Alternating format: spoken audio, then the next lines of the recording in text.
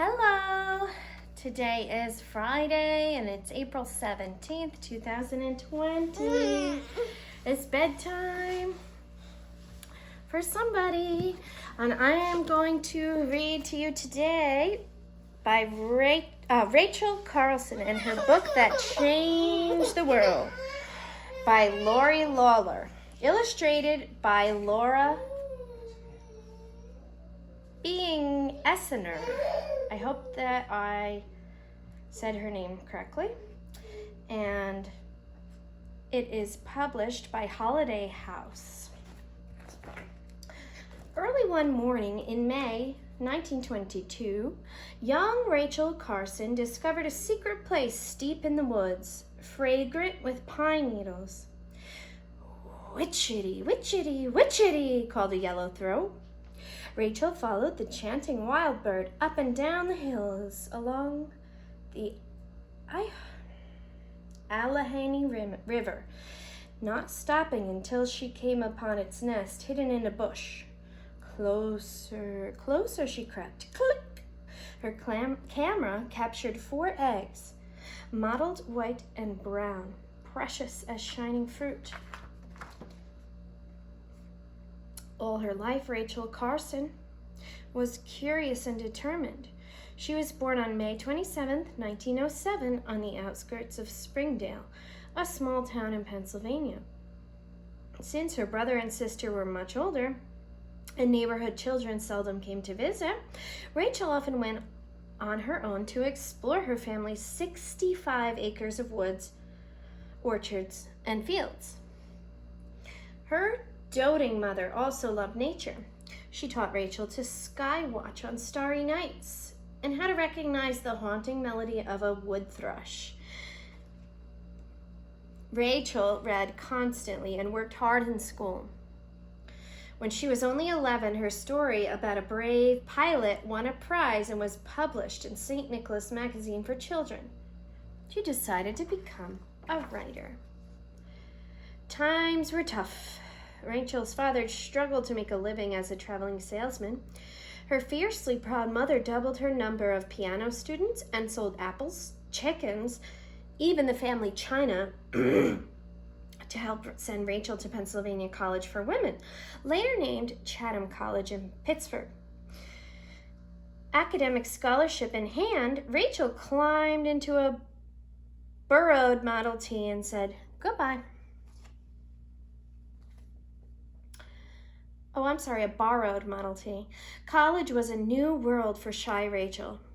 While she enjoyed her writing classes, she felt awkward at parties and dances. When everyone else dressed up to go to a concert at Carnegie Music Hall, Rachel slipped away to study stuffed birds at the nearby Natural History Museum. Social life did not improve when Rachel's stern-faced mother appeared on campus nearly every weekend to type Rachel's papers.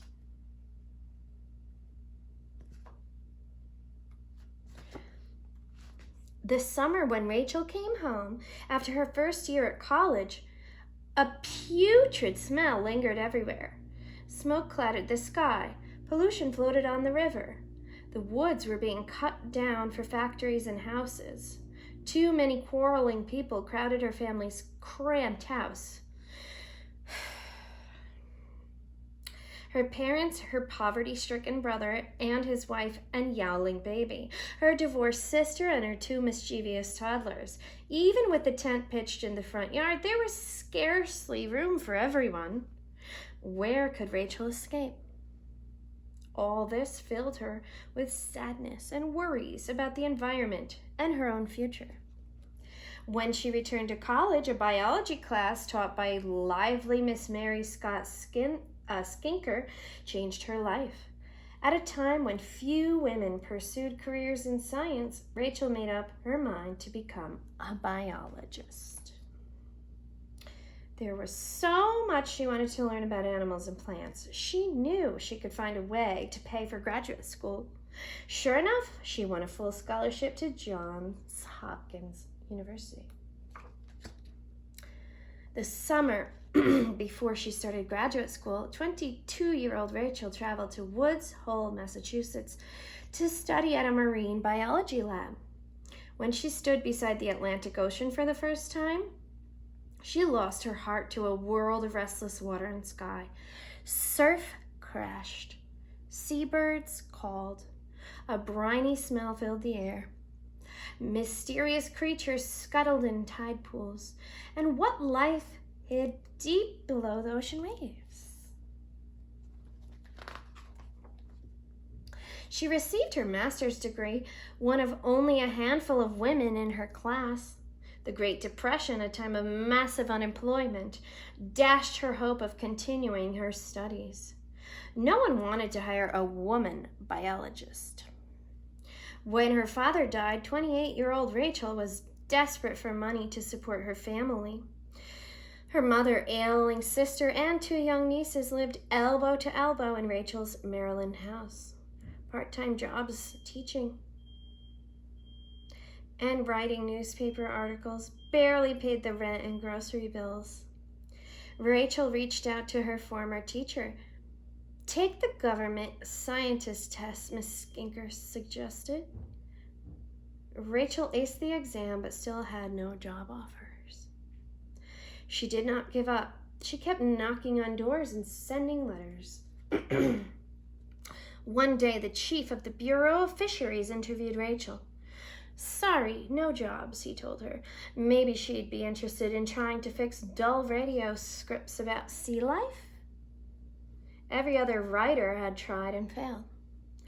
"I've never seen a word of yours," she later remembered him saying, "but I'm going to take a sporting chance." This was Rachel's lucky break. Her scripts were a success. She landed a full-time job as a biologist at the Bureau of Fisheries, one of only 2 professional women on the staff. When she was assigned to write about the sea for a radio broadcast, the material, she said, rather took charge of the situation. Her boss read her lengthy work and handed it back to her with a twinkle in his eye. "I don't think it will do. Better try again. But send this one to the Atlantic." She followed his advice. When the magazine printed Undersea, Rachel was approached by an editor from a book publisher. Why not write about the sea for ordinary readers? In 1941, she published her first book, Under the Sea Wind, a naturalist's picture of ocean life, just as Pearl Harbor in Hawaii was bombed and America began its involvement in World War II.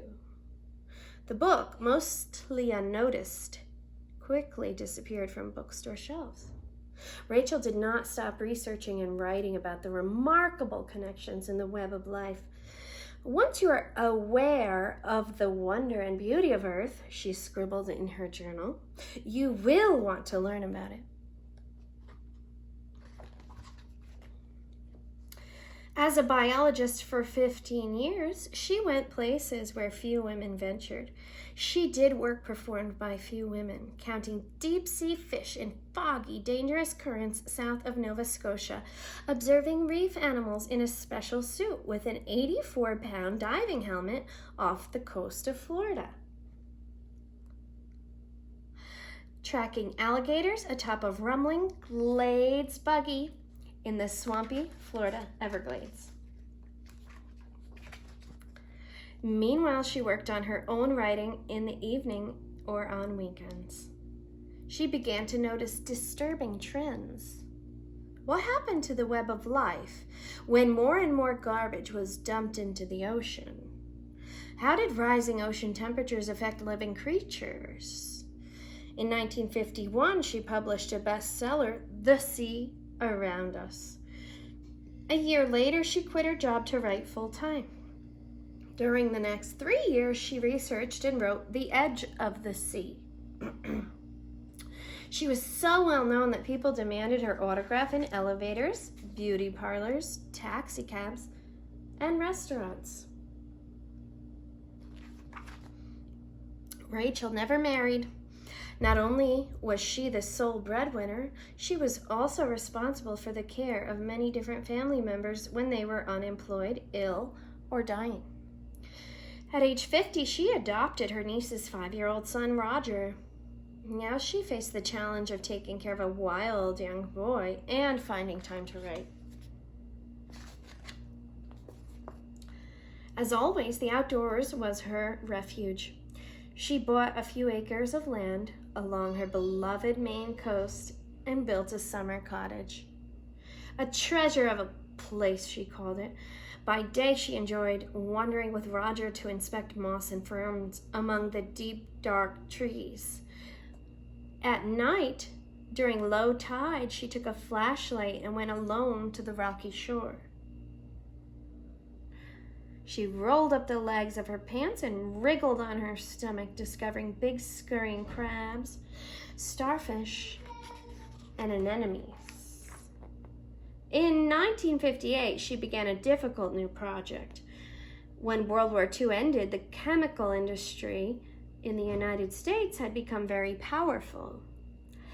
Heavy spraying of chemicals to kill insects was done routinely in parks and nature preserves, even in swimming pools and on crowded city streets.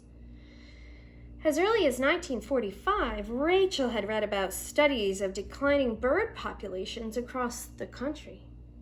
Each year, researchers reported fewer nesting and migrating birds. The more she investigated, the more alarmed she became. Insecticides were deadly to birds, insects, fish, and other animals. What about people? No one had taken a stand against big business, federal agencies that approved chemical use, or universities that performed shoddy research about the effects of chemicals. She knew she was walking into dangerous territory. However, because she had no connection with industry, government, or any university, she felt she could gather facts more freely. People would read what she wrote and fight to demand clean air, clean water.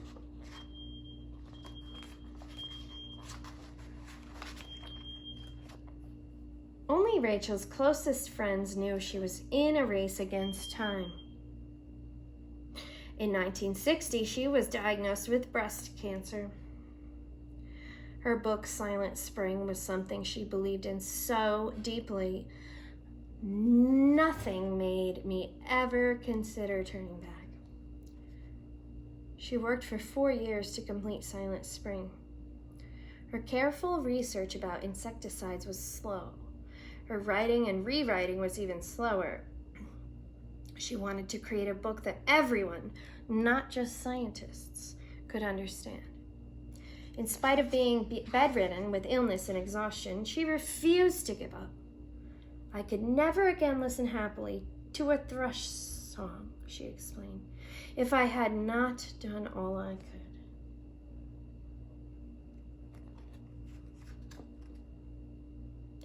In 1962, Silent Spring was published and became a bestseller. The book created a firestorm of criticism from the chemical industry. Congress held hearings, investigations followed. New laws were written. Rachel did not live to see the many positive environmental changes created by so many ordinary people inspired by her brave book. On April 14th, 1964, just before an early spring sunset filled with birdsong, 56-year-old Rachel died. I'll read the epilogue. What happened after the publication of Silent Spring? Silent Spring's powerful title came from the image of a spring gone silent of songbirds. The New Yorker printed advance excerpts of Silent Spring beginning on June 16, 1962. The book was published on September 27th. Almost immediately, a major chemical company threatened to sue the New Yorker to stop publication. Neither the magazine nor the book publisher backed down. A full-blown chemical industry attack erupted. Silent Spring became an immediate bestseller. The chemical industry and several government agencies mounted a vicious, well-funded campaign against Silent Spring and Carson, who was called an hysterical woman, who was probably a communist, a former Secretary of Agriculture, wrote to President Dwight D. Eisenhower and asked why a spinster with no children was so concerned about genetics. A critic called her book emotional and alarmist and labeled Carson part of a noisy, misinformed group of organic gardening faddists and other beyond the fringe groups. Ultimately, Carson was vindicated. Public outcry created an avalanche of letters to Congress, the Departments of Agriculture and the Interior, the Public Health Service, and the Food and Drug Administration. Newspapers and magazines ran scathing editorials and letters to the editor. In August 1962, President John F. Kennedy assigned a special panel of the President's Science Advisory Committee to investigate insecticide use. Their published report criticized the chemical industry and government agencies. Carson presented her warnings directly to television audiences with a special interview on CBS Reports in April 1963. A Senate Committee on Environmental Hazards televised Carson's urgent testimony 2 months later. Meanwhile, Silent Spring became a bestseller in Great Britain and was published in France, Germany, Italy, Denmark, Sweden, Norway, Holland, Spain, Brazil, Japan, Iceland, Portugal, and Israel. Honors and awards poured in. In March 1963, she was named Conservationist of the Year by the National Wildlife Federation. She received the Conservation Award from the Isaac Walton League of America and Audubon Medal from the National Audubon Society and the Cullum Medal of the American Geographical Society. She was one of the only 4 women elected to the American Academy of Arts and Letters. Much remains to be done to combat serious ongoing environmental threats. At the same time, it's important to keep in mind how truth, eloquently expressed, continues to have the power to change the world. The years following the publication of Silent Spring inspired grassroots environmental groups and other local citizens to push for the passage of federal laws protecting the environment. After long battles in court, widespread use of DDT was banned in 1972. Thanks to Carson's groundwork, continuing research proved that DDT has disastrous effects on healthy bird reproduction. Silent Spring not only saved many bird species, it also opened the minds of millions to what was considered to be a new concept at the time. What we do to the air, water, and soil directly affects us, future generations, and the animals and plants that share the earth with us. Rachel Carson demonstrated how one committed person can make a difference.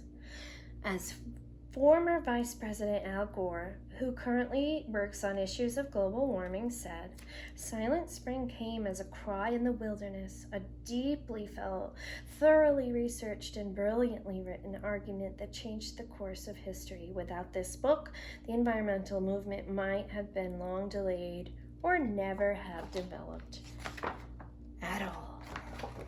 That's a good book. The end. So I didn't pull any vocabulary from this, but bonus points if you send me some of the vocab words that were in this book that I've already covered, because I did catch some of those. All right, until then, we'll see you later. Have a good night.